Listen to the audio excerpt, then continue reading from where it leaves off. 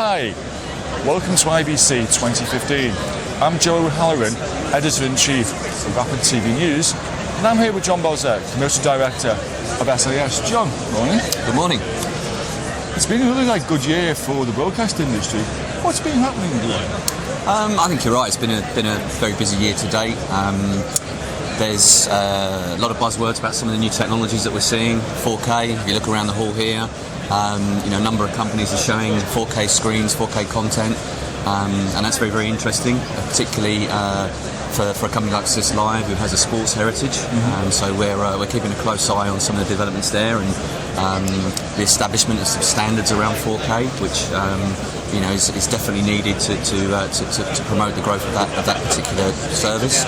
I think we're seeing quite a bit of discussion around remote production and how that may impact the traditional outside broadcast models.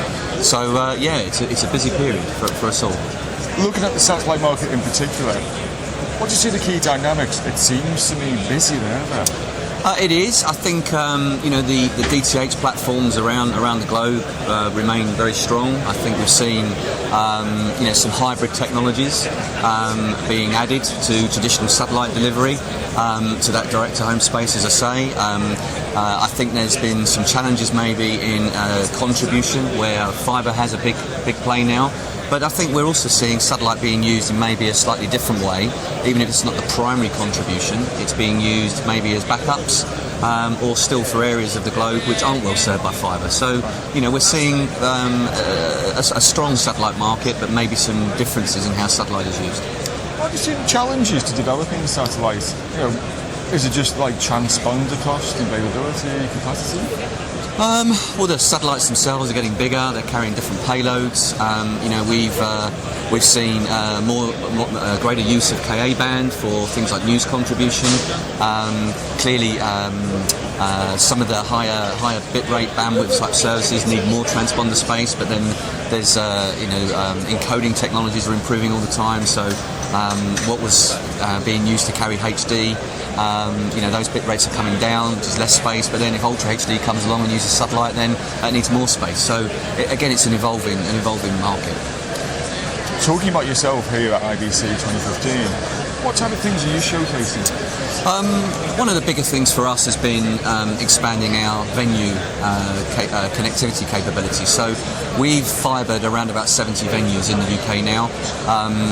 The big event that's approaching in the next few weeks is the Rugby World Cup, and it's been a major project for SIS Live. There's 14 venues that are showing the games.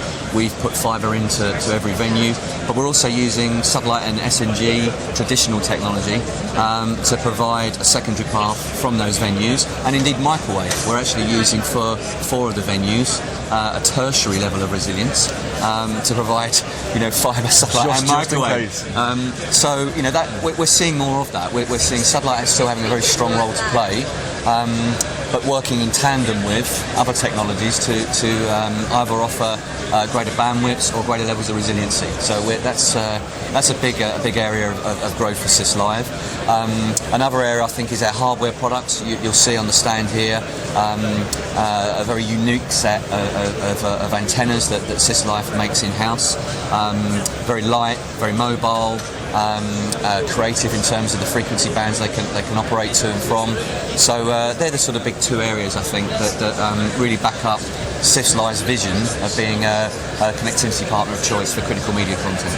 Now, you mentioned microwave. One of the big developments of the show so far has been the deal you just struck with Vodafone. Tell us more about that.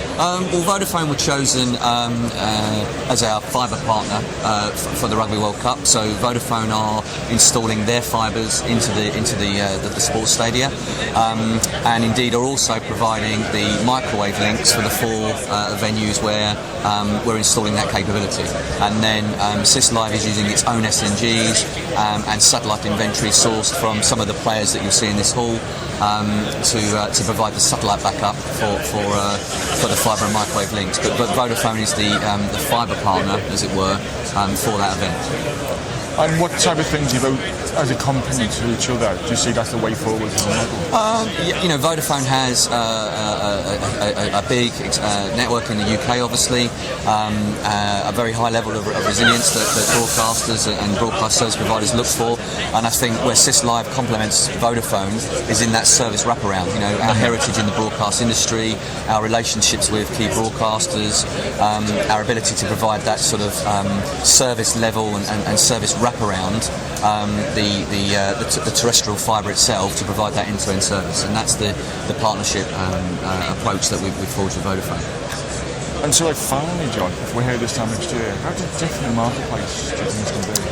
For SIS Live or for SIS Live in general?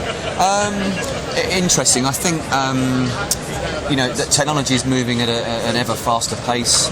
It would be interesting to see which technologies are adopted by consumers. We were having a conversation off camera about 4K. I think it'll be very, very interesting to see what content providers' attitudes and how they react in terms of the production of 4K material. It'd be interesting to see how consumers and the adoption of the actual sets themselves, how that takes off. Some of the streaming technologies, encoding standards. It's fascinating just to see which technologies and standards are adopted, and for companies like SIS Live, keeping a pace really. I expect to be standing here, hopefully saying that we now have 5 to 100 venues, but we'll see. We'll see how things move on. Well, thank you very much, and thank you.